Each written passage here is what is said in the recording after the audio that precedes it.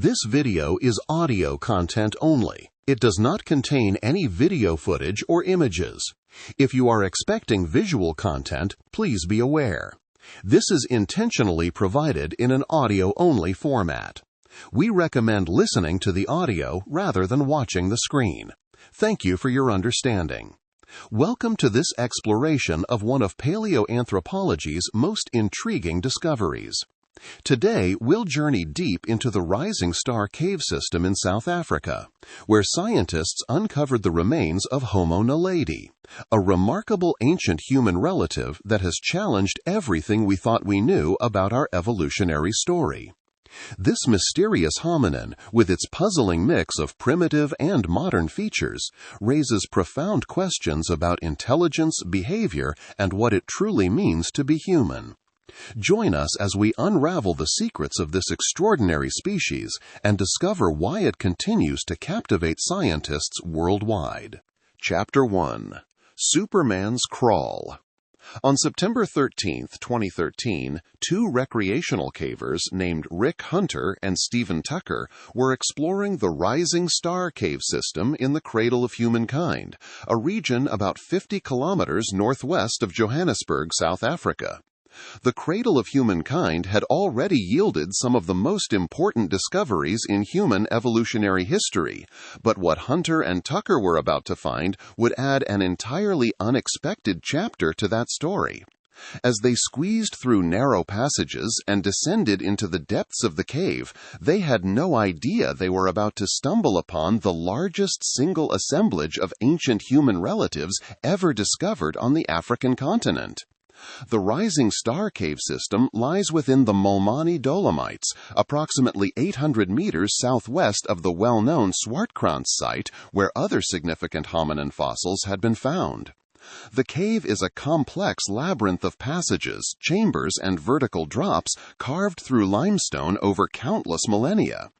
Hunter and Tucker were experienced cavers, part of a broader exploration effort coordinated with South African paleoanthropologist Lee Burger from the University of the Witwatersrand. Burger had been working with recreational cavers as a kind of scouting network, asking them to report anything interesting they might encounter during their explorations.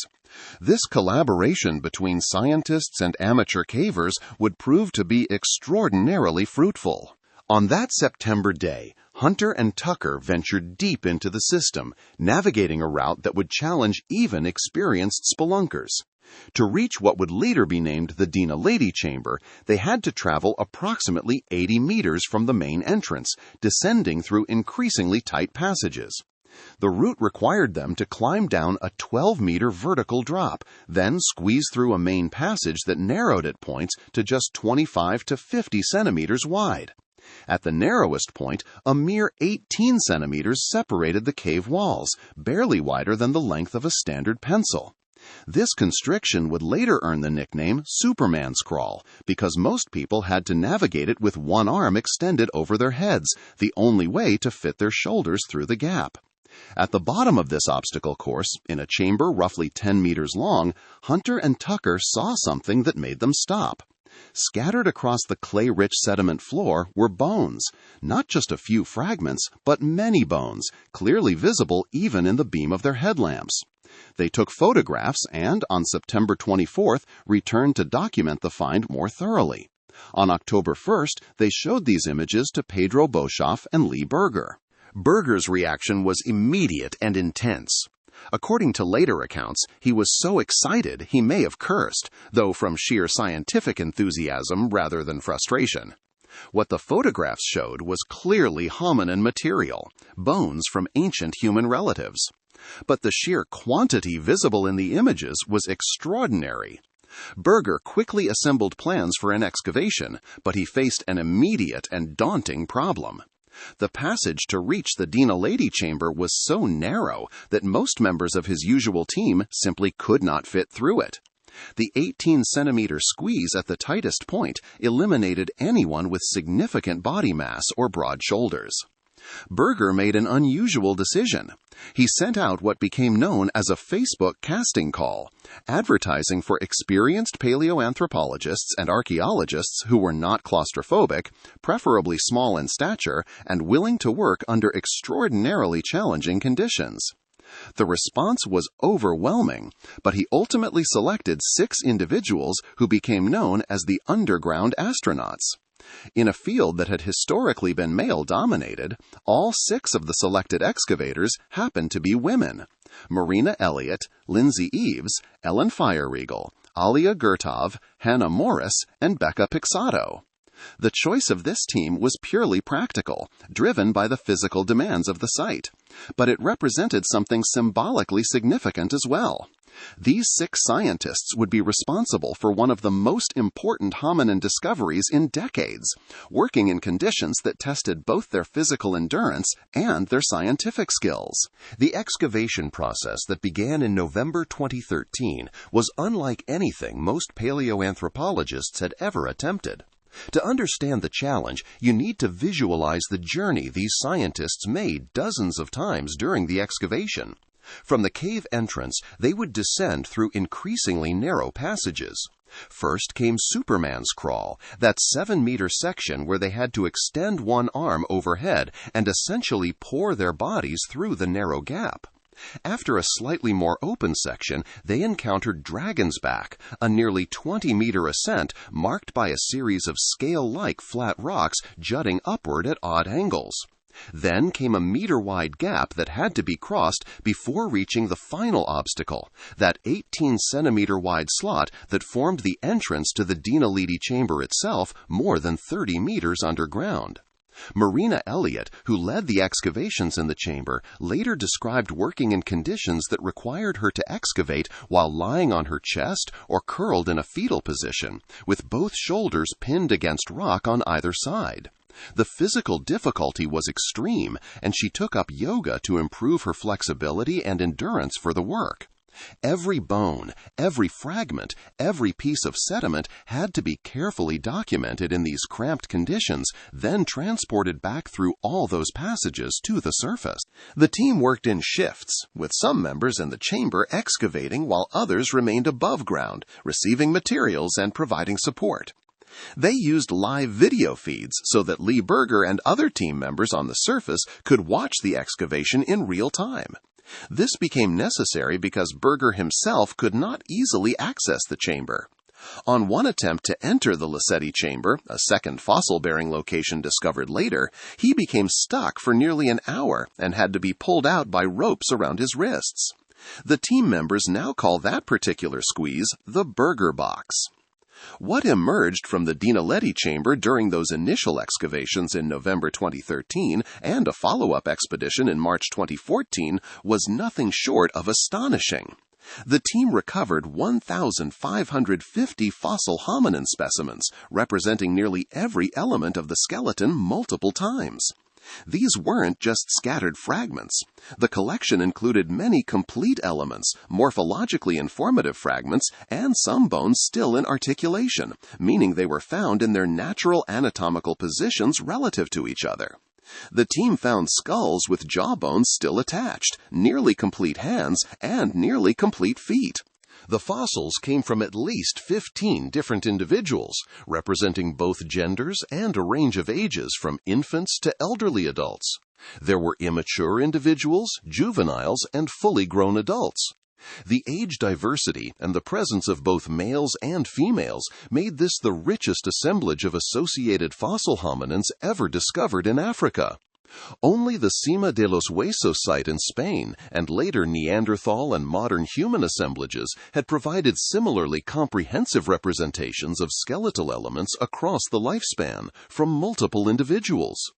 One particularly striking aspect of the find was its anatomical completeness.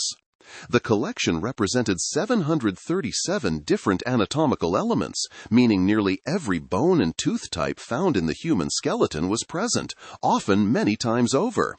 This gave researchers an unprecedented opportunity to understand the complete anatomy of this ancient species, from the shape of its skull to the structure of its feet.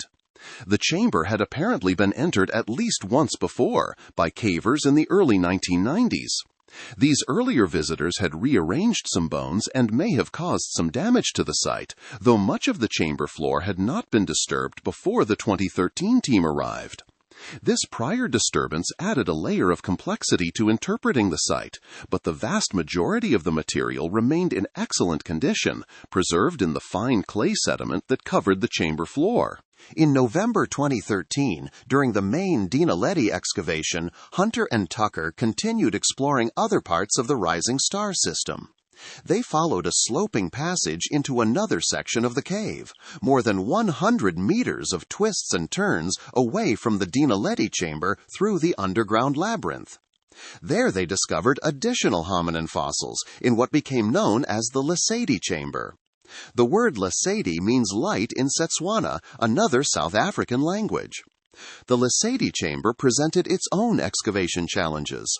While not quite as difficult to reach as Undateable, it was actually harder to excavate once inside.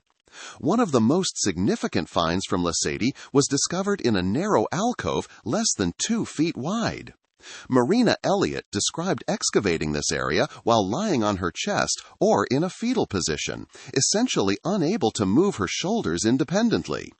The physical demands were extraordinary, yet the work had to maintain the highest scientific standards, with every bone fragment carefully mapped and documented in 3-dimensional space. The Lesedi chamber ultimately yielded 131 hominin specimens representing at least 3 individuals, 2 adults and 1 child.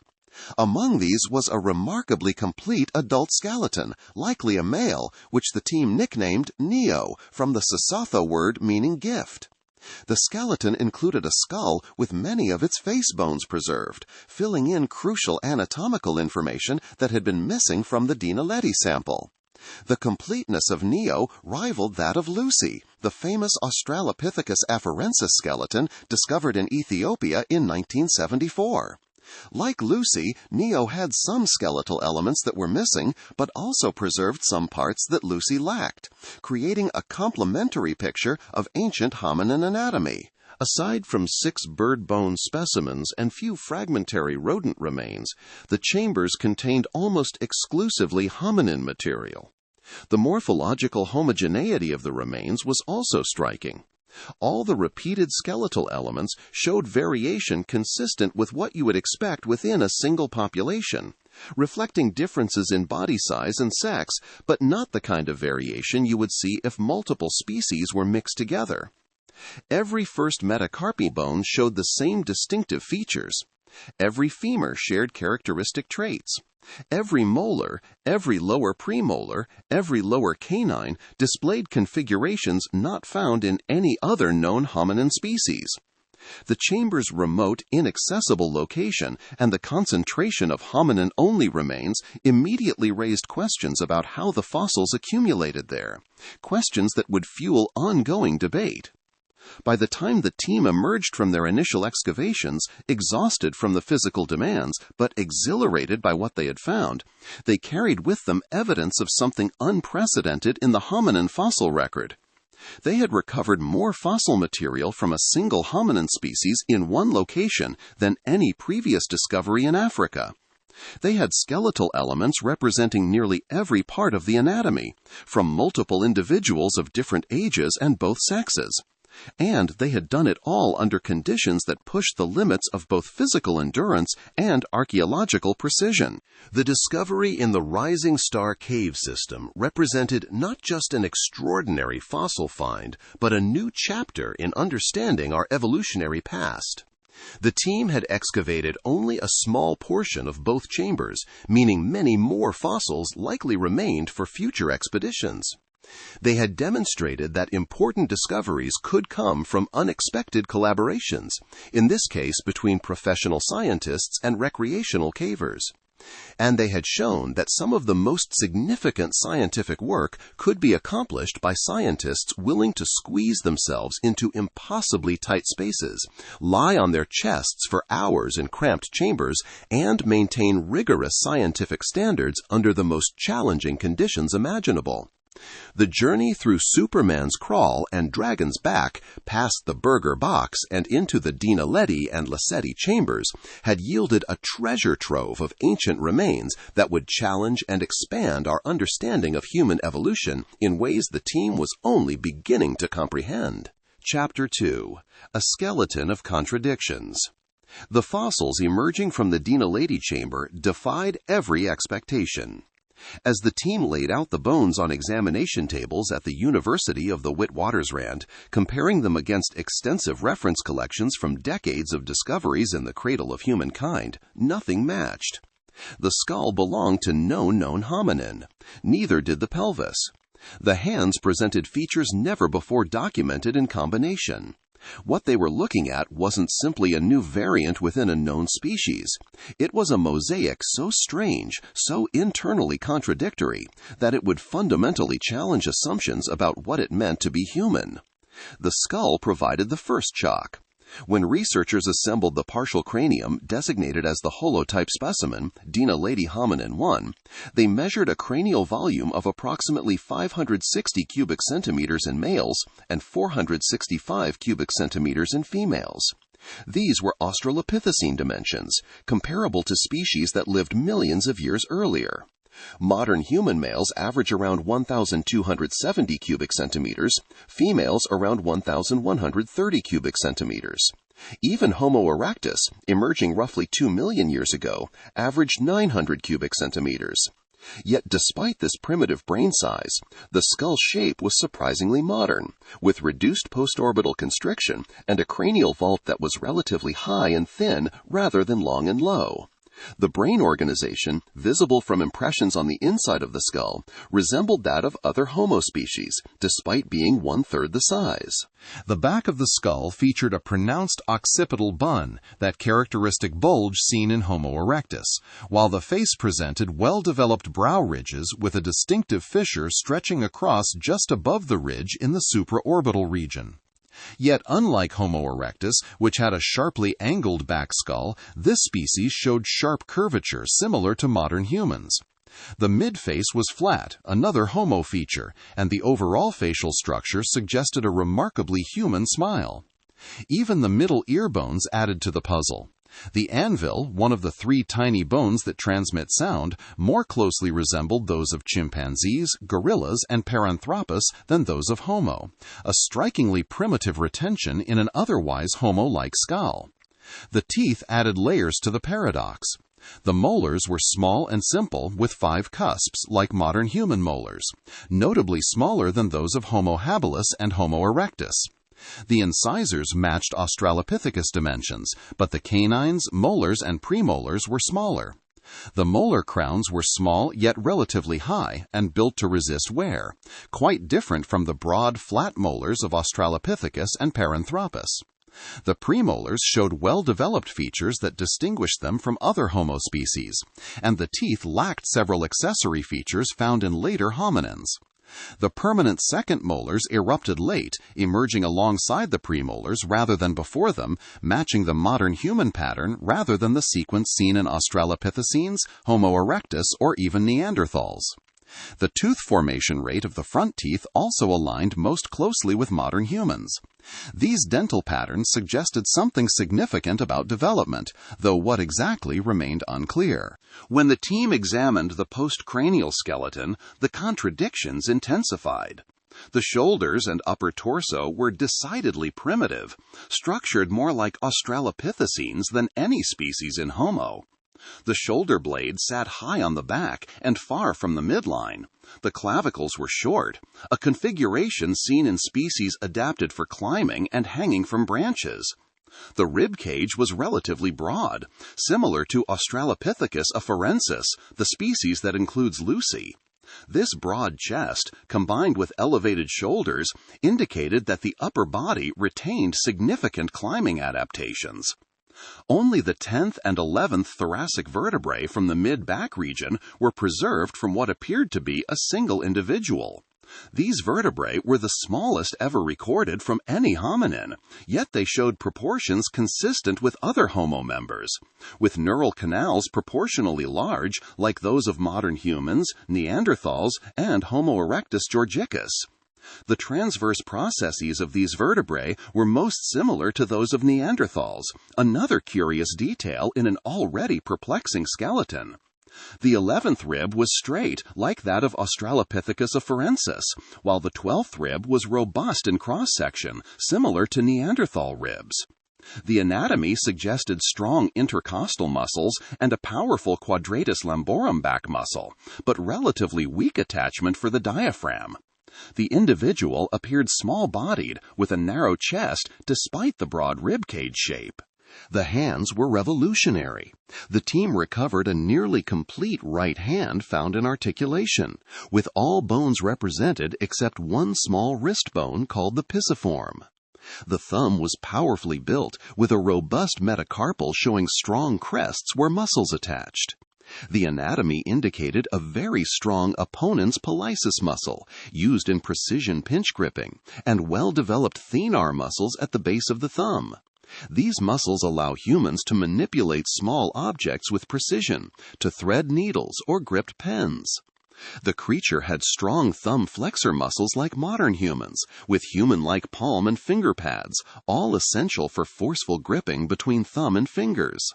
The wrist joint broadly resembled that of modern humans and Neanderthals, and the metacarpals shared adaptations with modern humans and Neanderthals for cupping and manipulating objects.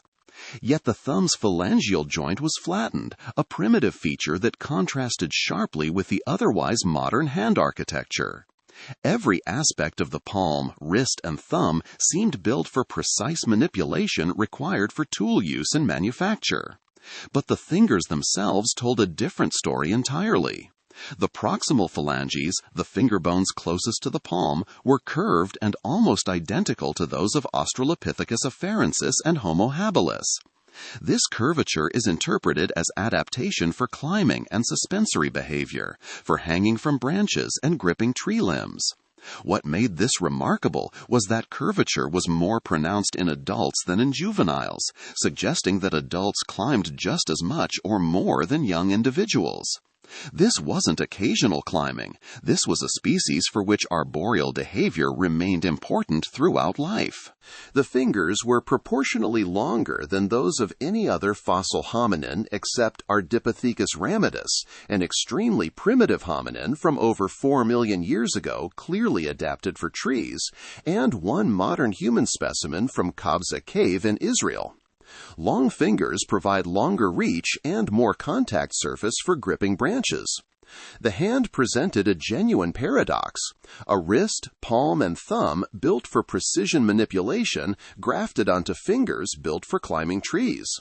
The pelvis continued the pattern of mixing primitive and modern features. The hip structure had several primitive characteristics more similar to Australopithecines than to later Homo species.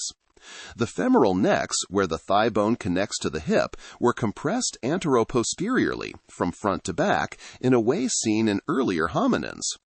The tibia were compressed mediolaterally, from left to right. The anatomy suggested a wide abdomen, quite different from the narrow hips and slim waist of modern humans. The lower limbs, however, clearly indicated a biped that stood upright and walked on 2 legs. The leg bones showed strong insertion points for gluteus muscles, the muscles that stabilize the pelvis during walking and provide power for climbing. There was a well-defined linea aspera, a ridge running down the back of the femur where muscles attach. The kneecaps were thick and robust. The tibia were long, the fibula gracile and slender. These features indicated a species capable of bipedal walking across the landscape. The proportions were human-like, with relatively long legs compared to the body. This was not an Australopithecine shuffling along with bent hip, bent knee gait. This was a hominin built for striding. However, the hip and pelvis configuration would have precluded efficient endurance running, unlike Homo erectus. The species could walk upright efficiently, but was not built for the kind of sustained running that characterized later members of Homo. The foot was perhaps the most human-like part of the entire skeleton, remarkably similar to the foot of modern humans and other Homo members, with clear adaptations for bipedalism and human-like gait. The big toe was straight and aligned with the other toes, not divergent like an ape's grasping toe. There were beginnings of a human-like arched foot, the architecture that provides spring and shock absorption during walking. The heel bone showed relatively low orientation, somewhat more similar to non-human great apes than to modern humans, and the ankle bone had a low declination angle. These features suggested the foot might have been subtly stiffer during the stance phase of walking, when the foot is planted before pushing off. But overall, the foot was built for bipedal walking, not for grasping branches or climbing trees.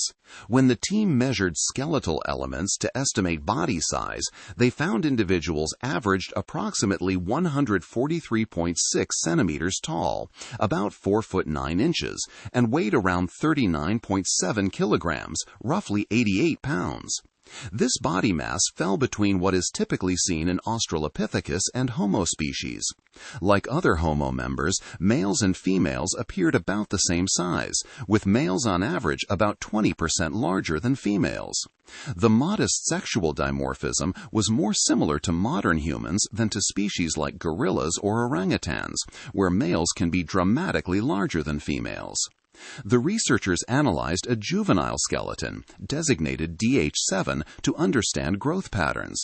The skeleton was consistent with a growth rate similar to the faster, more ape-like trajectories seen in the Turkana Homo ergaster specimen and in Australopithecus sediba. If this faster rate applied, DH7 would have died at 8 to 11 years old. If a slower rate applied, the individual would have been 11 to 15 years old at death. The researchers calculated the encephalization quotient, a measure of brain size relative to body size, and found a value of approximately 3.75, the same as Homo floresiensis, the tiny hobbit species from Indonesia, but notably smaller than all other Homo species. Contemporary Homo members all had encephalization quotients above 6. Homo erectus georgicus came in at 3.55, Australopithecus africanus at 3.81. By this measure, the rising star species had a relatively small brain for its body size, more similar to Australopithecines than to other members of its own genus. What emerged from all this analysis was a creature unlike anything previously known in the hominin fossil record. The head was small and primitive in size, but modern in shape. The teeth were small with modern eruption patterns, but retained primitive features. The shoulders and torso were built for climbing. The hands had modern precision grip capabilities, but primitive curved fingers. The hips were wide and primitive. The legs were built for efficient bipedal walking, but not endurance running. The feet were modern and human-like. The anatomy presented profound questions. How could shoulders built for climbing coexist with feet built for walking? How could precision grip hands have fingers adapted for suspensory behavior? Every part of the skeleton seemed to contradict some other part. The team recognized they were looking at what evolutionary biologists call a mosaic. But this wasn't just any mosaic. This was a collection of contradictions so extreme that it expanded the known range of variation within the genus Homo beyond anything previously documented. The researchers realized they couldn't assign these remains to any existing species. They were looking at something entirely new, something that would require a new name and a fundamental rethinking of how diverse the genus Homo had been.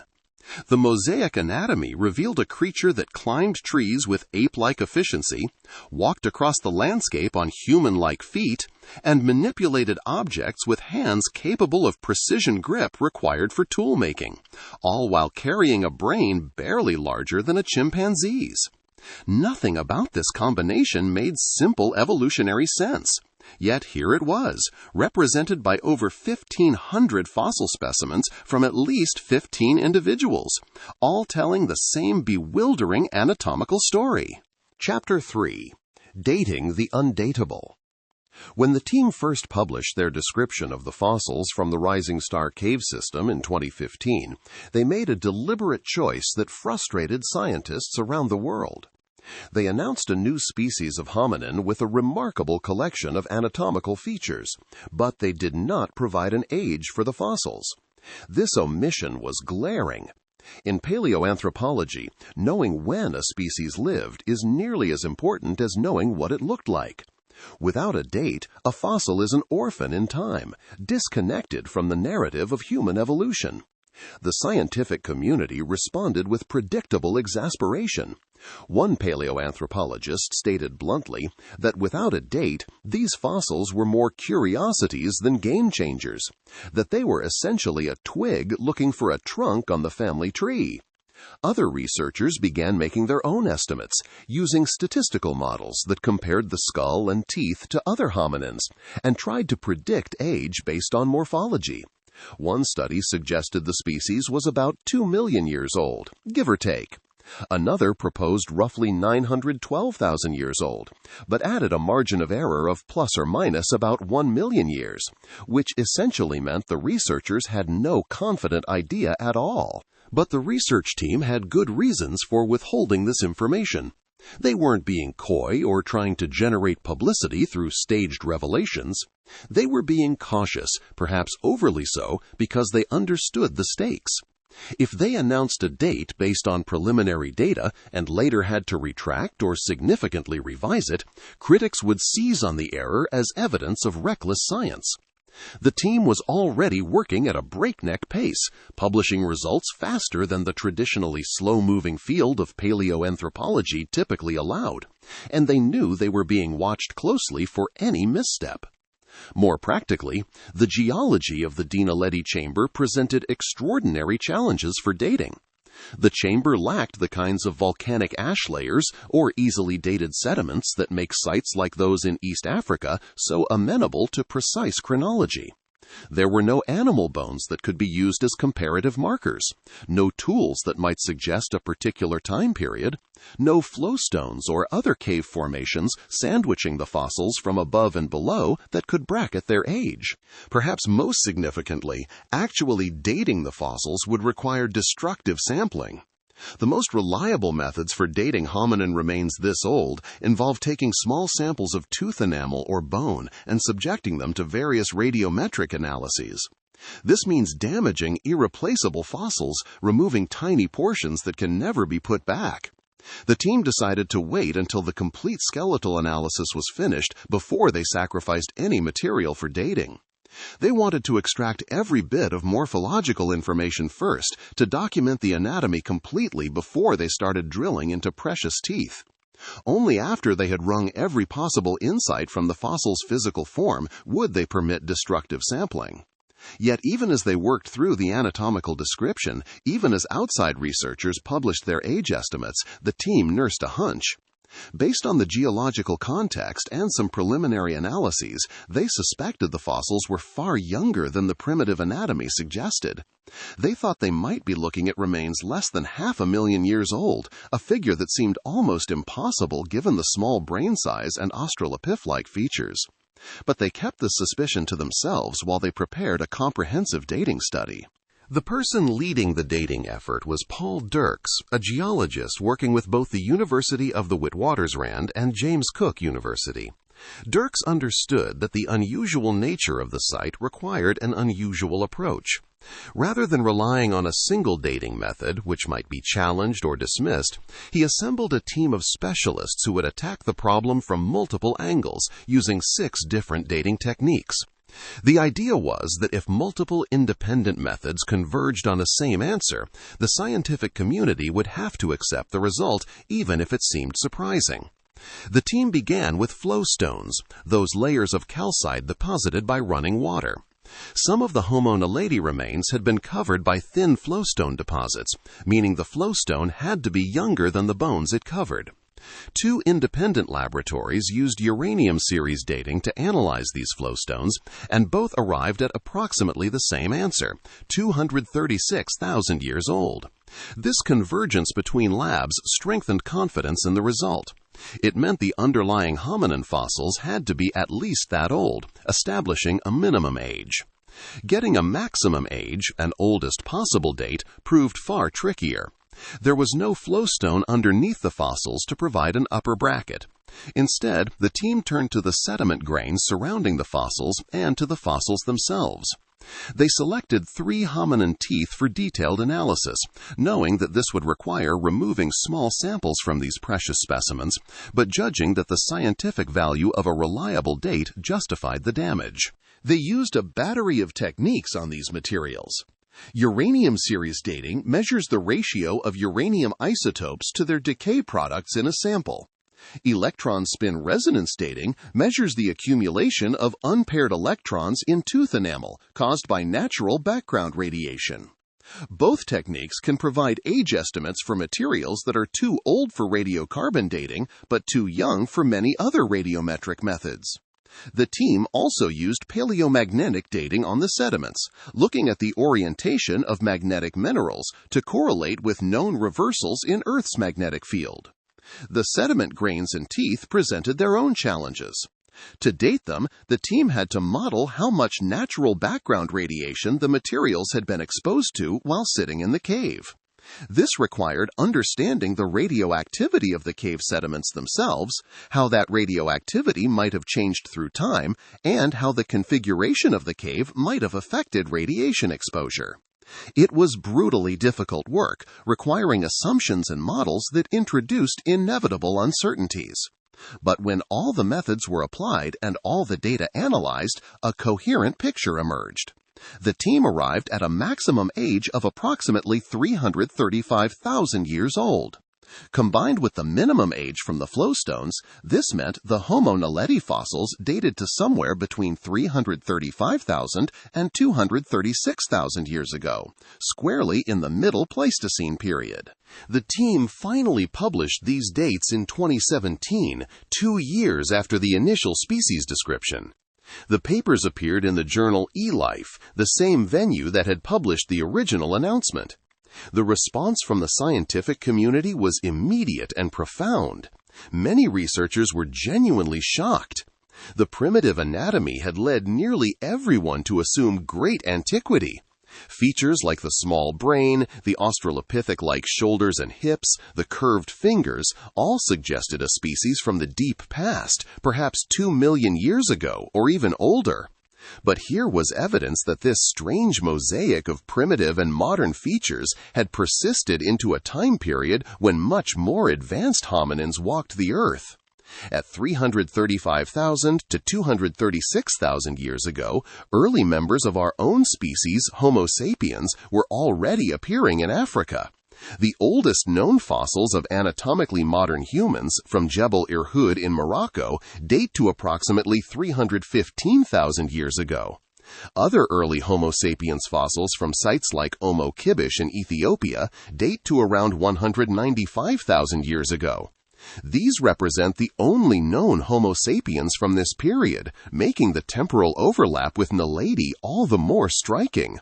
This meant that for at least part of its existence, Homo naledi may have shared the African landscape with the earliest modern humans. While we were emerging as a species characterized by our large brains, complex tools, and increasingly sophisticated behaviors, there may have been another human species living not too far away. A species with a brain barely larger than a chimpanzee's, climbing trees with curved fingers, yet walking upright on human-like feet and possibly making tools with precision grip hands. The dates also meant that Naledi's small brain had somehow persisted far longer than conventional assumptions about brain size and evolutionary success would predict. The mosaic anatomy took on new significance in light of the dates. This wasn't a primitive species that hadn't yet evolved modern features. This was a species that had evolved its own unique combination of traits, some primitive, some modern, some found nowhere else, and that combination had proven viable for hundreds of thousands of years. The curved fingers weren't evolutionary holdovers waiting to be selected away. They were functional adaptations that served the species well. The small brain wasn't a handicap waiting to be overcome. It was apparently sufficient for whatever cognitive demands the species faced. Some researchers proposed that Homo naledi might represent an ancient lineage that had branched off from other hominins very early, perhaps around the time of Homo habilis or even earlier, and then persisted largely unchanged for 2 million years or more. In this scenario, the species we found in the Rising Star Caves would be a late surviving representative of a much older lineage, a kind of living fossil that had found a viable ecological niche and stuck with it. Others suggested the species might have had more modern ancestors and represented a case of evolutionary reversal or simplification. Perhaps Homo naledi descended from a larger brain species, but evolved smaller brains as an adaptation to particular environmental conditions or resource limitations. Such reversals are rare, but not unheard of in evolutionary history. The dates also raised tantalizing questions about stone tools. The Middle Stone Age in Africa began around 280,000 years ago, characterized by more sophisticated stone tool technologies than the earlier Acheulean industry. Archaeological sites from this period show evidence of prepared core techniques, where toolmakers carefully shaped a stone core before striking off predetermined flakes. They show hafted tools, where stone points were attached to wooden shafts to make spears. They show evidence of more complex hunting strategies and broader exploitation of resources. Most researchers had assumed these Middle Stone Age innovations were the work of early Homo sapiens, evidence of our species' growing cognitive sophistication. But if Homo naledi was alive during this period, living in the same region where some of these tools are found, could they have been the makers? The anatomy of the Homo naledi hand suggested the capability for precise manipulation. The modern brain organization hinted at cognitive abilities beyond what brain size alone would suggest. No tools have yet been found in the Dinaledi or Lesedi chambers themselves, so there's no direct association between Homo naledi and any particular tool technology. This absence is itself significant when interpreting how the chambers were used. But the species is the only identified hominin discovered so far from this time period in this specific region of South Africa. If they weren't making the Middle Stone Age tools found nearby, then who was? This question remained unanswered but provocative. The dating also meant that the possible deliberate placement of bodies in the cave chambers, if true, would represent the most ancient internments yet recorded in the hominin fossil record. Previous evidence of intentional burial comes from much later periods. The earliest generally accepted Homo sapiens burials date to around 100,000 years ago, and the most convincing early examples are considerably younger. Neanderthal burials show up around 70,000 years ago. If Homo naledi was indeed deliberately interring its dead 250,000 to 300,000 years ago, it would push back evidence of this complex behavior by well over 100,000 years and attribute it to a species with a brain 1/3 the size of our own. The research team expressed tremendous confidence in their dating results. They had used multiple methods, involved multiple laboratories, and arrived at consistent answers. Yet they acknowledged the uncertainties inherent in the techniques they used. Outside experts offered measured assessments of the work. Warren Sharp, a geochronologist at UC Berkeley, praised the team's thorough approach but noted an important caveat. Dating the teeth required modeling the cave's radioactivity and behavior through time, what he called a brutally difficult task. Dates derived from such modeling, Sharp observed, are inherently less convincing than those based on more straightforward methods. The scientific community would have to live with some residual uncertainty, accepting a range of ages rather than a pinpoint date. But even with these caveats, the Middle Pleistocene date fundamentally changed the story of Homo naledi. What had appeared to be a primitive early hominin, perhaps contemporary with Homo habilis or early Homo erectus, was instead a contemporary of our own species' earliest members. The creature with the tiny brain and the primitive shoulders had walked the earth at the same time as the large-brained ancestors of all living humans. The full implications of this temporal overlap would take years to fully explore, but one thing was immediately clear. The Middle Pleistocene was far more complex than anyone had imagined, with multiple human species representing dramatically different evolutionary strategies sharing the African continent and possibly even encountering one another in the flesh. Chapter 4. The Burial Hypothesis. When the research team examined how the bones were distributed across the Dinaledi chamber floor, they found something unusual. Some skeletal remains appeared relatively intact and complete, suggesting that bodies had arrived largely whole rather than as scattered fragments. The position and articulation of certain bones, embedded in unconsolidated fine clay matrix, indicated they had been laid out on the chamber floor rather than dumped carelessly. If the bodies had simply been dropped down the narrow chute leading to the chamber, the researchers would have expected to find them concentrated directly beneath the opening, piled in a jumbled heap. Instead, remains were distributed across the chamber floor. When the team published their initial species description in 2015, they proposed something extraordinary.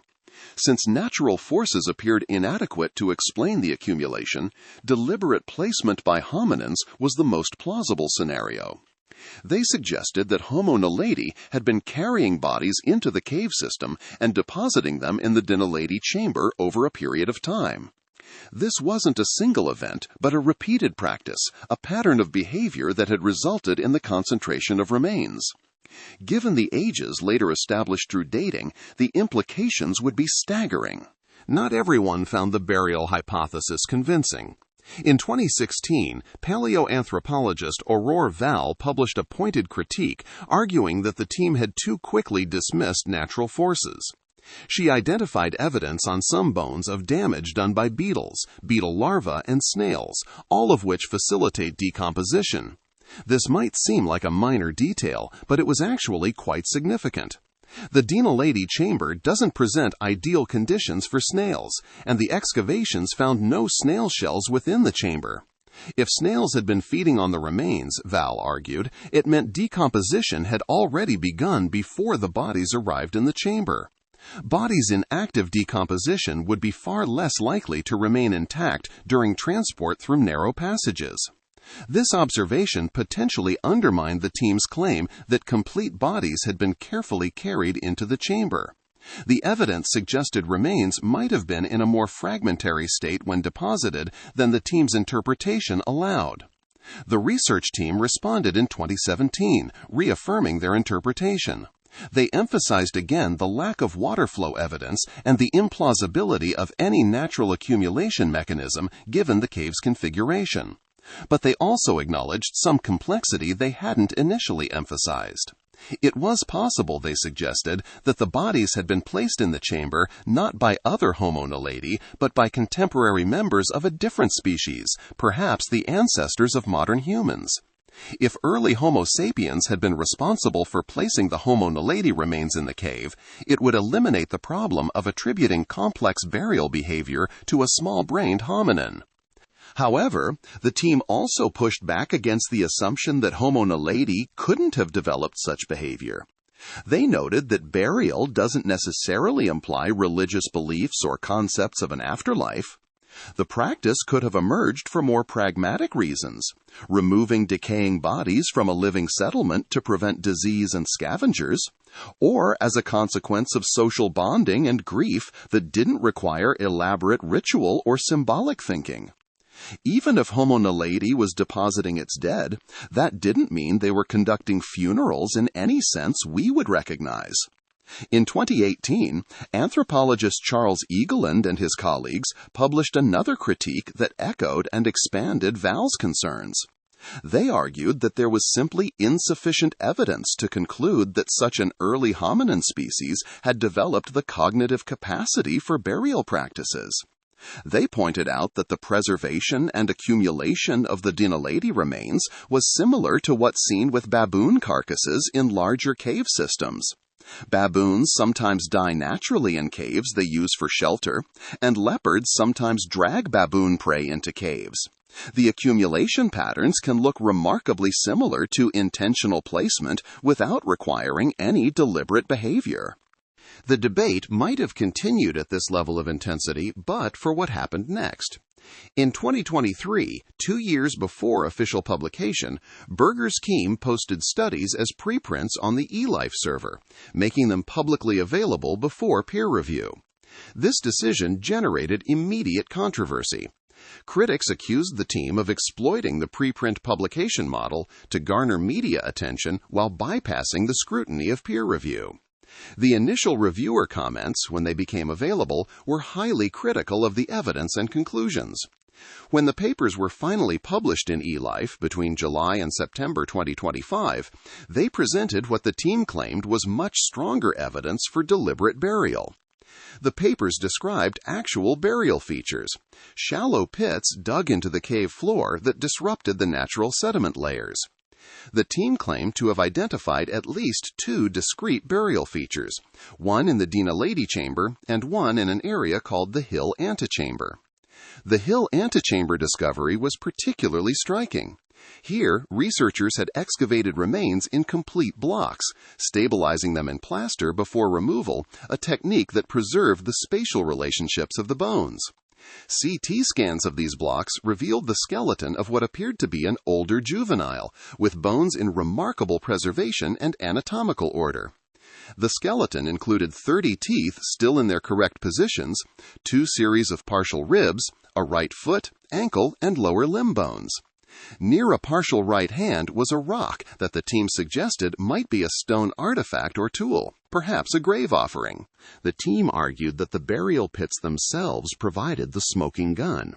They claimed that soil taken from directly around the fossil bones had a different chemical composition than soil from elsewhere in the chamber.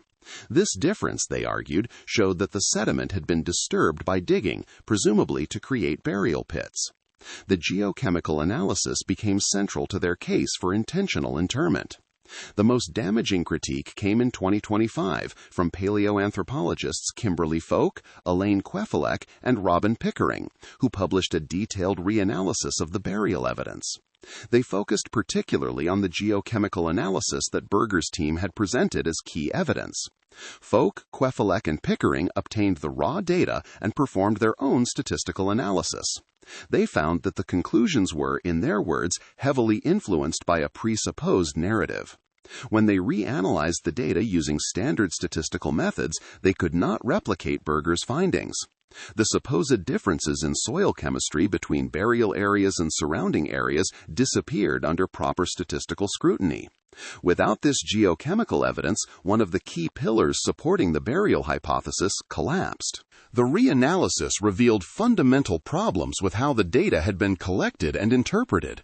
Soil chemistry in caves is complex and can vary for many reasons having nothing to do with human disturbance. Natural processes like water percolation, sediment deposition, and mineral precipitation can all create chemical variations. Proving that observed variations resulted from ancient digging rather than natural processes requires extremely careful sampling and rigorous statistical analysis. The reanalysis suggested this standard hadn't been met. The controversy highlighted a deeper tension in paleoanthropology. How much evidence is required before we accept claims of complex behavior in ancient hominins? The bar has traditionally been set quite high because such claims are so consequential. But if we reject evidence without giving it fair consideration, we might miss genuine examples of behavioral complexity in unexpected species. Part of the problem is that proving intentional burial from the fossil record is genuinely difficult, even for species where we're confident the practice occurred. Burial leaves subtle traces. A body placed in a shallow pit will decompose, and over thousands of years, the distinction between that pit and the surrounding sediment can become vanishingly difficult to detect. Animals can disturb remains. Sediment can shift and compact. Water can percolate through deposits, redistributing minerals and altering chemistry. The very act of excavation can obscure evidence that might have been detectable with different techniques. Even the most convincing ancient burials are sometimes debated. The Kavza and School caves in Israel contain remains of early Homo sapiens in what appear to be burial contexts. But some researchers have questioned whether the evidence truly demonstrates intentional internment or could be explained by natural cave processes. If we have debates about burials from our own species, how much more difficult is it to prove burial by a small-brained hominin?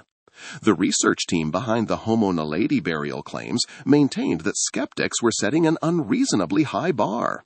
They argue that the combination of evidence, the isolated location, the lack of natural accumulation mechanisms, the position of remains, the possible disturbance of sediments, created a picture that was most simply explained by intentional placement. They acknowledged that any single piece of evidence might be ambiguous, but suggested the totality made a compelling case. Yet the criticism persisted. Some researchers remained unconvinced that the sediment disturbances represented ancient pits rather than natural features, or even disturbances from earlier visits to the cave. The chamber had been entered by recreational cavers in the 1990s, before the scientific excavation, and those earlier visitors might have disturbed sediments in ways that could mimic burial pits. Others questioned whether the bones were really as complete and articulated as claimed when first deposited, or whether decomposition and disarticulation might have occurred before deposition in ways that weren't immediately obvious. The debate also touched on questions about pattern recognition in science. Pattern recognition is a powerful tool, but also a potential trap, as humans are remarkably good at seeing patterns even in random data. The question was whether the patterns identified in the Rising Star caves represented genuine evidence of ancient behavior, or were the product of interpretation, driven more by expectation than by solid analysis. When researchers begin with a hypothesis about what a site should look like, there's always a risk of finding patterns that match that expectation. As of now, the controversy remains unresolved. The burial hypothesis has passionate defenders who believe the evidence, while not perfect, is stronger than for many accepted claims in paleoanthropology. It also has equally passionate critics who see the claims as premature and inadequately supported by the data. The exchange of papers, rebuttals, and reanalyses continues, with each side scrutinizing the other's methods and conclusions. What makes the debate particularly significant is that it's not merely about whether Homo naledi buried its dead. It's about how we recognize complex behavior in the fossil record and what standards of evidence we should demand. If Homo naledi really was interring its dead 250,000 years ago, it would mean that behavioral complexity emerged multiple times in different human lineages, that it's not a unique product of our large-brained species, but a possibility inherent in the hominin condition. That would be a profound insight, well worth the scientific controversy required to establish it with confidence, or, alternatively, well worth the skepticism needed to prevent premature acceptance of an extraordinary claim built on ambiguous evidence. Chapter 5. Geometric Patterns in the Dark. In 2022, as team members conducted detailed documentation of the Rising Star cave chambers, they noticed something that would spark even fiercer debate than the burial hypothesis. Working in cramped, dark spaces with specialized lighting, they saw marks on certain wall surfaces that didn't appear natural. These weren't random scratches or the kind of abrasion from sediment movement or water flow. They were deliberate patterns, repeated geometric shapes that suggested intentional creation. In the same set of papers that described the burial features, the research team reported finding these geometric engravings on cave walls near the proposed burial locations. The markings appeared in passages leading toward what the team identified as burial areas. On dolomitic limestone surfaces, researchers documented a variety of geometric figures. There were shapes that looked like squares and rectangles. There were patterns resembling ladders, with parallel lines crossed by perpendicular segments. There were triangular forms. Most strikingly, there were crosshatched designs, patterns of intersecting lines creating diamond or square grids on the rock surface. When the team examined these surfaces more closely, they found something else intriguing. The rock around the engravings appeared to have been prepared before the marks were made. The natural surface of the dolomite had been smooth somehow, treated with what might have been an abrasive substance to create a more even canvas for the engravings. This suggested forethought and preparation, not casual scratching, but deliberate creation of a surface suitable for marking. Even more remarkably, some areas showed evidence of erasure and re-engraving. Using specialized lighting techniques, particularly polarizing filters that enhance subtle surface variations, researchers could see faint traces of earlier etchings that had been worn away or deliberately removed, then written over with new patterns. This indicated the surfaces had been used repeatedly over time, that the act of marking wasn't a single event but a recurring practice. Someone had come back to these walls multiple times, creating patterns, erasing them, and creating new ones. The team took extensive photographs, using different lighting angles and filters to document the engravings as thoroughly as possible. When analyzed, some of the crosshatch patterns appeared remarkably regular, with lines intersecting at consistent angles. One particular symbol looked like two equal signs stacked in parallel, with crosshatching connecting them. The precision and regularity of some patterns suggested they weren't random scratches, but deliberate geometric designs. For paleoanthropologists, the production of designs on cave walls or other surfaces, whether painted, etched, or engraved, represents what many consider a major cognitive step in human evolution. It suggests the capacity for symbolic thought, the ability to represent ideas or concepts through abstract marks. It implies an intention to communicate or record information in a way that persists beyond the moment of creation. In the history of human evolution, the appearance of such symbolic behavior has been closely tied to the emergence of modern cognition. The oldest accepted examples of symbolic art come from our own species, Homo sapiens. The Blombos cave in South Africa yielded pieces of ochre engraved with geometric patterns dating to about 75,000 years ago. The Chauvet cave in France contains spectacular paintings of animals created about 30,000 to 32,000 years ago. There are even older proposed examples, including shell beads and engraved ostrich eggs from various African sites, some potentially dating back 100,000 years or more. Neanderthals may have created some cave paintings in Spain dating to about 65,000 years ago, though this claim remains debated. But all of these examples come from large-brained species.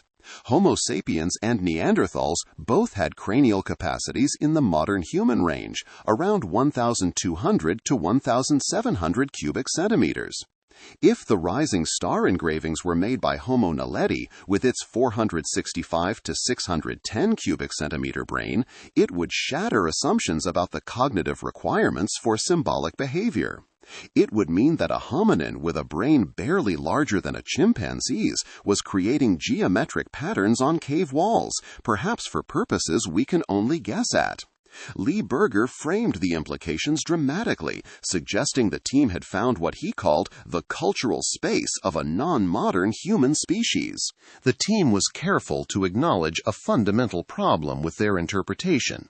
The dolomitic limestone that forms the cave walls is extraordinarily difficult to date directly. Unlike organic materials that can be radiocarbon dated, or volcanic materials that can be dated through radiometric techniques, limestone engravings resist standard dating methods. The marks themselves are just abraded or carved stone, with no datable material in them. The cave's geology doesn't provide convenient layers that might bracket the engravings chronologically. This meant the team had to rely on circumstantial evidence to associate the engravings with Homo naledi. The marks appeared near proposed burial areas. The chambers containing both the fossils and the engravings are remote and difficult to access. No remains of other hominin species have been found in the rising star system. If Homo naledi was using these chambers for burial, might they also have been marking the walls? The connection seemed plausible to the researchers, but it was inferential rather than proven.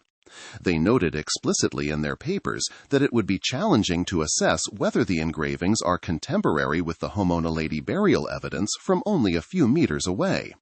This was scientific understatement. Without direct dates, establishing contemporaneity was essentially impossible. The engravings could have been made when Homo naledi deposited bodies in the chambers, or they could have been made tens of thousands of years later by a completely different species that had discovered and entered the cave, or they could have been made at multiple different times by multiple different visitors. Critics pounced on this weakness immediately. Paleoanthropologist Michael Petraglia was among those who questioned the claimed link between Homo naledi and the wall engravings. Without direct dating of the engravings themselves, he pointed out, there was no way to prove they were made by Homo naledi rather than by later visitors to the cave. The cave system had clearly been accessible at various points in its history. Modern cavers had found their way in. Earlier cavers in the 1990s had disturbed some of the bone deposits. Given enough time, multiple hominin species could have visited these chambers, and any of them might have created the wall markings. The crosshatch patterns that appeared on the rising star walls were particularly problematic for the attribution. Archaeological studies of rock art in southern Africa have documented similar crosshatch geometric designs at numerous sites associated with much later populations. These patterns appear in Khoisan rock art created within the last few thousand years. They appear at Homo sapiens sites from the later Stone Age. Crosshatching is, in some sense, a simple and universal geometric pattern, the natural result of crossing two sets of parallel lines. That similar patterns appear in rising star and in much later art might reflect nothing more than the universality of basic geometry. Without some way to date the engravings, there was no scientific method to determine which human species had created them. The team might believe they were the work of Homo naledi, but belief isn't evidence. The engravings could just as easily have been created by early Homo sapiens who visited the cave 100,000 years ago, or by more recent populations, or by multiple groups over tens of thousands of years. The limestone walls held their secrets. Some researchers suggested that even if dating were possible and showed the engravings to be ancient, it would still be extraordinarily difficult to prove they were created by Homo naledi rather than by another species. The Middle Pleistocene was a time of considerable hominin diversity in Africa. Early Homo sapiens was emerging. Homo heidelbergensis or related archaic populations might have been present. Just because only Homo naledi fossils have been found in Rising Star doesn't mean other species never entered the cave. Fossilization is rare and preservation is sporadic. The absence of evidence is not evidence of absence. Other critics went further, questioning whether the marks were even intentional engravings at all. Limestone caves see all manner of abrasion over geological time. Water carrying sediment can score surfaces. Rocks falling or sliding can scratch walls. Animals can leave claw marks. Even mineral precipitation and dissolution can create patterns that might appear geometric to an observer primed to see deliberate designs. Distinguishing between natural processes and intentional marking requires extremely careful analysis. The research team responded by emphasizing the pattern and regularity of the marks, the evidence of surface preparation, and the signs of erasure and remarking. These features, they argued, were inconsistent with natural processes and strongly suggested intentional creation. The crosshatching appeared too regular, too repetitive across different locations to be accidental. The smoothed surfaces around the engravings indicated deliberate preparation of the rock before marking. But even supporters of the research acknowledged the limitations. Without dating, the attribution remained speculative. The most that could be said with confidence was that someone, at some time, had made marks on the cave walls. Whether that someone was Homo naledi, and whether those marks carried symbolic meaning, remained open questions that would require additional evidence to answer. The controversy over the engravings highlighted a broader challenge in paleoanthropology. How do we interpret evidence of possible symbolic behavior in species that don't fit our expectations? For decades, the working assumption had been that symbolic thought and art production required a large modern brain. The sudden appearance of complex art in the archaeological record about 40,000 years ago in Europe was interpreted as evidence of a cognitive revolution, perhaps linked to genetic changes that enabled fully modern language and abstract thought. The controversy over the engravings highlighted a broader challenge in paleoanthropology. How do we interpret evidence of possible symbolic behavior in species that don't fit our expectations? For decades, the working assumption had been that symbolic thought and art production required a large modern brain.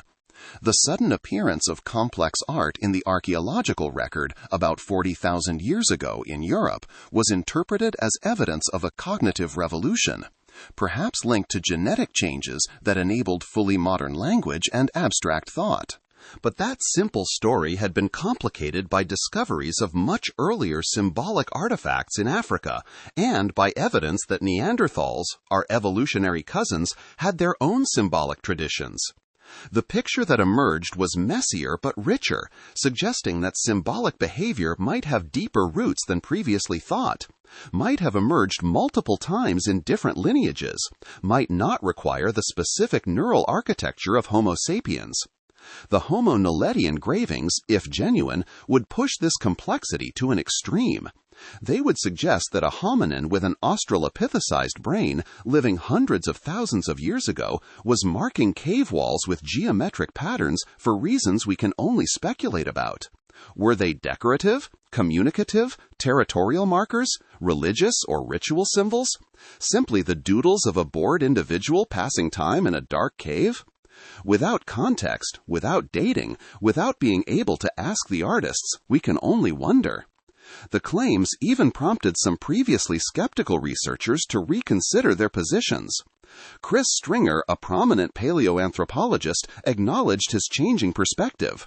He admitted he might have been among those skeptical about the idea that a small-brained creature like Homo naledi could be going deep into caves to dispose of its dead. But based on the evidence he had seen, he said it changed his view on the balance of probability. This shift illustrated how the accumulating findings from Rising Star were forcing researchers to question long-held assumptions about the cognitive capabilities required for complex behaviors. Some researchers propose that even if Homo naledi couldn't think symbolically in the way modern humans do, they might still have been capable of creating patterns for more concrete reasons. Perhaps the marks served as navigational aids in the complex cave system, helping individuals find their way to the burial chambers. Perhaps they marked territory or ownership. Perhaps they were practice marks, individuals learning to control their hands and tools by creating repetitive patterns. Symbolic meaning wasn't the only possible explanation for intentional markings. The debate also revealed different standards of evidence among researchers. Some felt that extraordinary claims required extraordinary evidence, and that attributing symbolic behavior to a small-brained hominin met that threshold.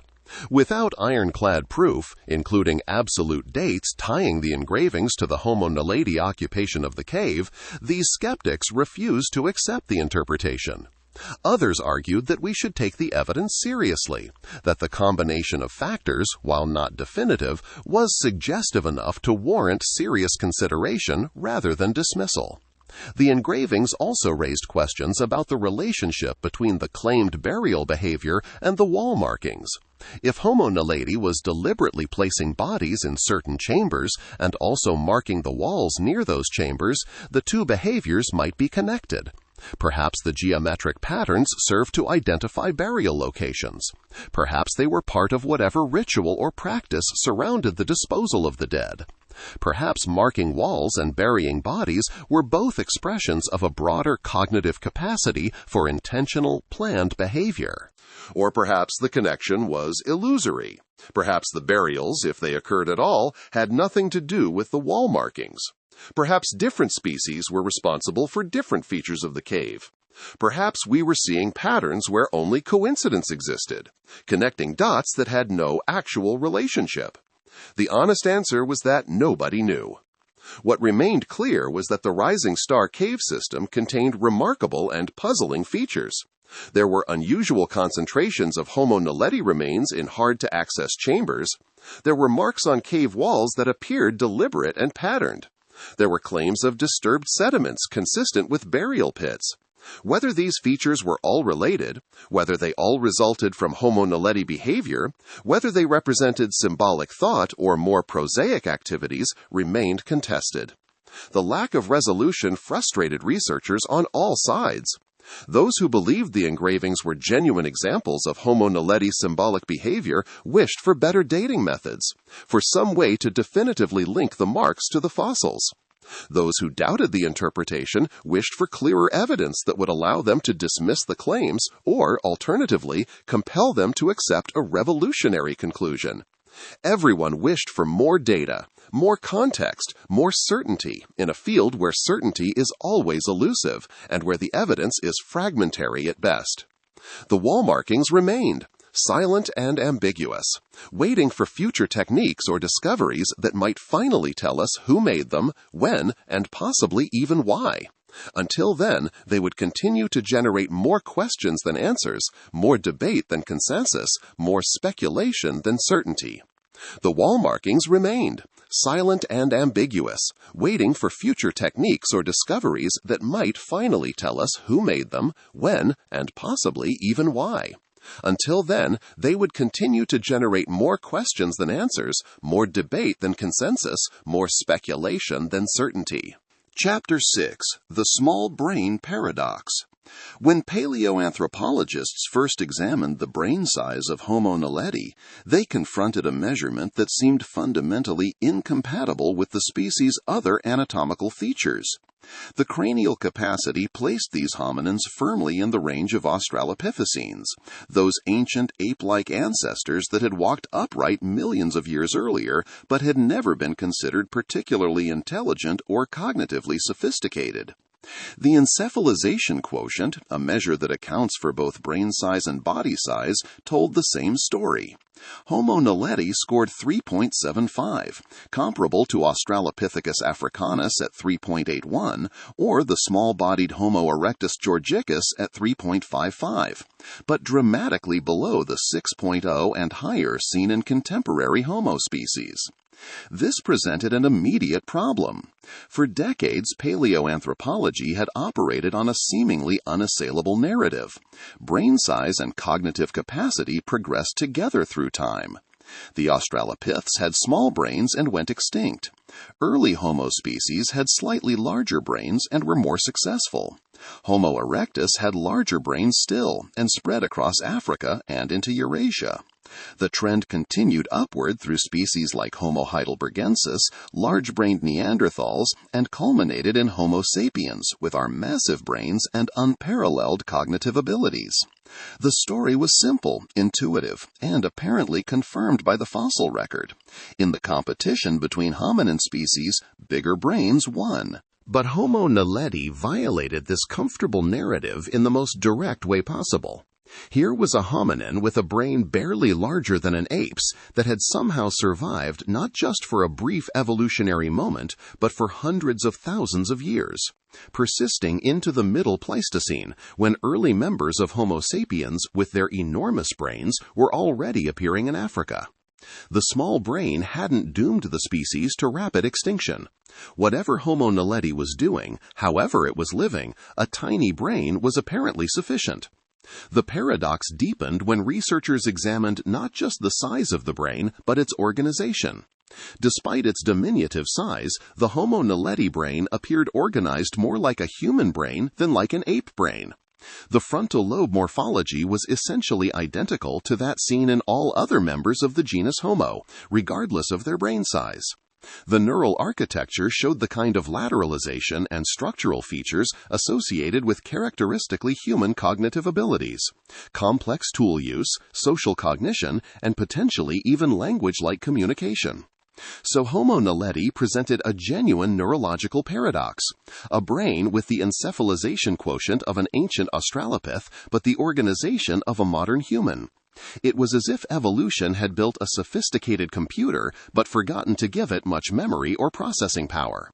Or, perhaps more accurately, it was as if the relationship between brain size and cognitive capability was far more complex than a simple linear progression would suggest.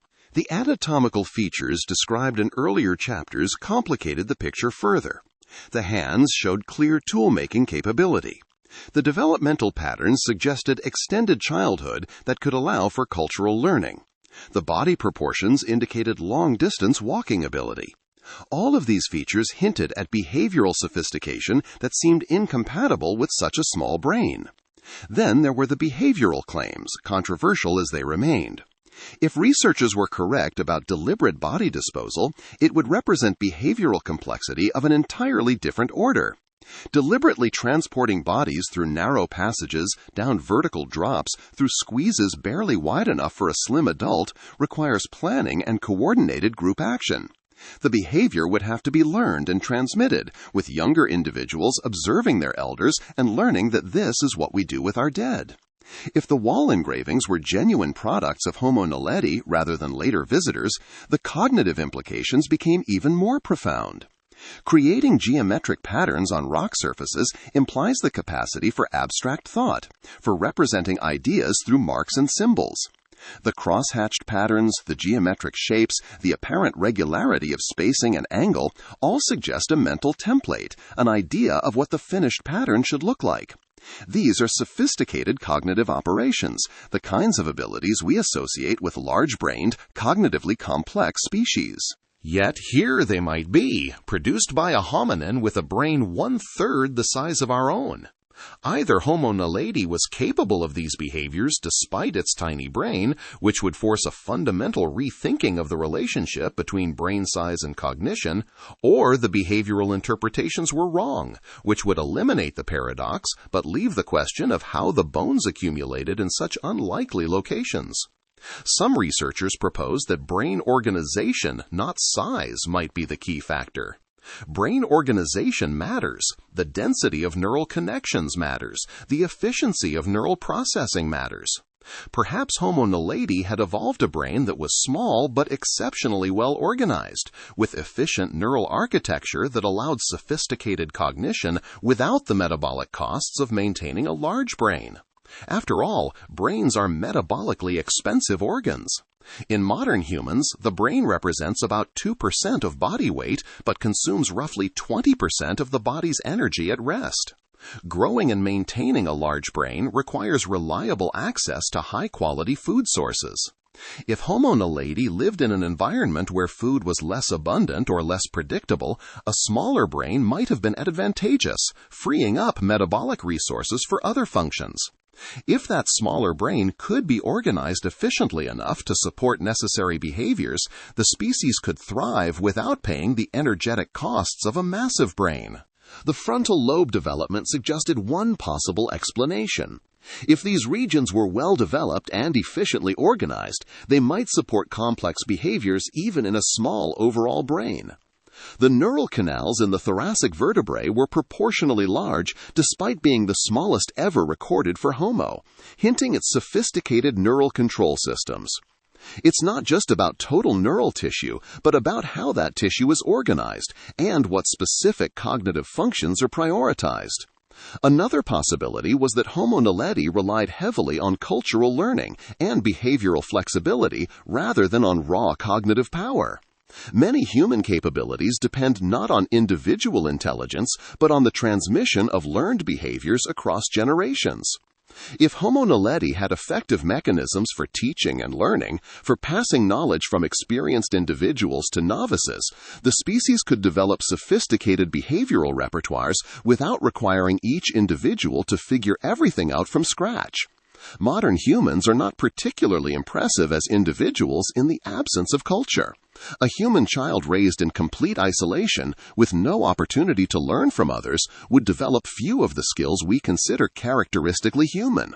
Language, tool use, social norms all depend on cultural transmission.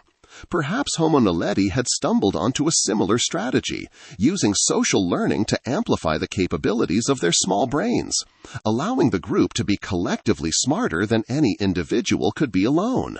Some researchers remain deeply skeptical that Homo naledi could have produced complex behaviors like burial or symbolic engravings. They pointed out that attributing such sophistication to a small-brained hominin required extraordinary evidence, and the evidence from Rising Star, while intriguing, remained ambiguous and contested. The simpler explanation might be that Homo naledi was exactly what its brain size suggested, a relatively primitive hominin with limited cognitive abilities, and that the unusual accumulation of bones and the wall markings resulted from other causes entirely. In this view, the apparent paradox dissolved. There was no need to explain how a tiny brain produced complex behavior because it hadn't. The bodies might have accumulated through natural processes not yet understood. The wall markings might have been made by later visitors, or might not be intentional at all. Without direct evidence of sophisticated behavior, the conservative interpretation was that Homo naledi was cognitively limited, perhaps capable of simple tool use and basic social cooperation, but not of the kind of abstract thought or symbolic behavior that characterizes modern human cognition. Yet this conservative view struggled to explain the species' persistence. If Homo naledi was cognitively limited, with an encephalization quotient more similar to Australopithecus than to contemporary Homo, how did it survive for hundreds of thousands of years in environments where it likely competed with larger-brained hominins? The Middle Pleistocene of southern Africa was not an empty landscape. Other hominin species were present. Resources were limited. Competition was real. A species that was dramatically outclassed cognitively should have been outcompeted and driven to extinction relatively quickly, not persisted for 250,000 years or more. The survival of Homo naledi suggested it possessed some adaptive advantage, some combination of characteristics that allowed it to occupy a viable ecological niche. That advantage might have been behavioral flexibility, enabled by efficient brain organization and cultural learning. It might have been ecological specialization or unique foraging strategies. It might have been some combination of all these factors, a unique adaptive package that worked well enough to ensure survival even in competition with bigger-brained relatives. The question of how Homo naledi's small brain related to its apparent behavioral capabilities remained one of the most intriguing puzzles in the entire Rising Star story. Some researchers proposed that the species represented an evolutionary experiment in cognitive efficiency, a lineage that had found ways to accomplish complex tasks with minimal neural hardware. Others suggested that the behavioral interpretations were simply wrong, that researchers were seeing sophistication where none existed because they wanted to find evidence of human-like cognition. Still others proposed that Homo naledi occupied a unique ecological niche that didn't require large brains, perhaps relying on social cooperation and learned traditions rather than individual problem-solving ability. The debate touched on fundamental questions about what intelligence actually means in evolutionary terms. Is intelligence best measured by brain size, by brain organization, by behavioral output, by survival success? Homo naledi seemed to decouple these factors in unexpected ways. The species had survived for an impressive span of time with a brain that, by conventional measures, should have been inadequate. If the behavioral interpretations were correct, it had also accomplished cognitively demanding tasks that seemed to require neural hardware it simply didn't possess. The Homo naledi paradox ultimately challenged one of the most fundamental assumptions in the study of human evolution: that bigger brains necessarily conferred decisive advantages, and that intelligence, measured by brain size, is the primary driver of human success. The small-brained Homo naledi had survived and apparently thrived for hundreds of thousands of years. Brain size clearly wasn't everything. Organization mattered. Behavioral flexibility mattered. Ecological specialization mattered. Cultural learning mattered. The relationship between neurology and capability was far more nuanced than a simple correlation between brain volume and intelligence. This realization had implications beyond Homo naledi itself. It suggested that, in evaluating other fossil hominins, researchers needed to look beyond brain size to consider brain organization, developmental patterns, ecological context, and potential for behavioral complexity. A small-brain species shouldn't be automatically dismissed as primitive or cognitively limited. Conversely, a large-brain species shouldn't be automatically assumed to be behaviorally sophisticated.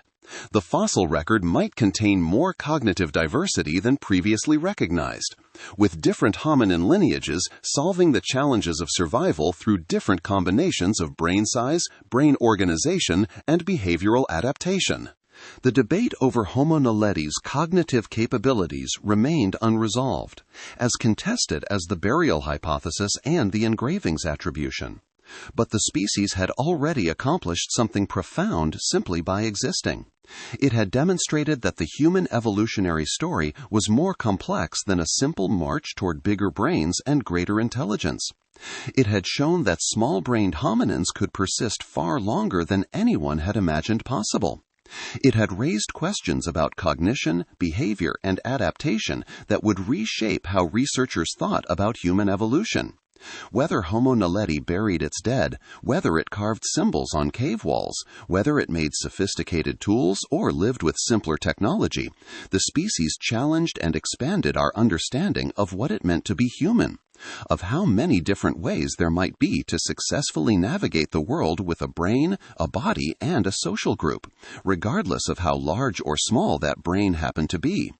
The small brain paradox remained a central mystery of this remarkable species, a puzzle that continued to provoke debate and drive new research into the nature of intelligence, cognition, and what it truly means to be human.